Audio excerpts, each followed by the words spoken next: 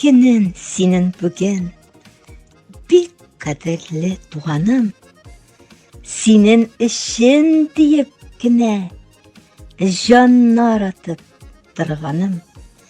Бар туганнар җыелышкан, бүген гомер бәйрәмен, барыбыздан чын ихластан бу теләкләр бәйләме.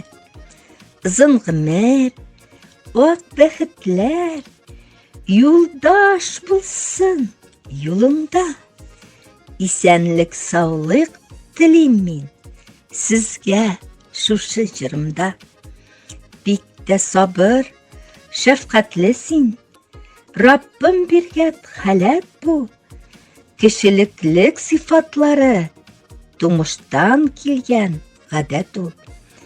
Тагын бер кат бәхет телим, бәхет булсын янәшә, шатлык, куанычлар белән рәхәткә чумып яшә.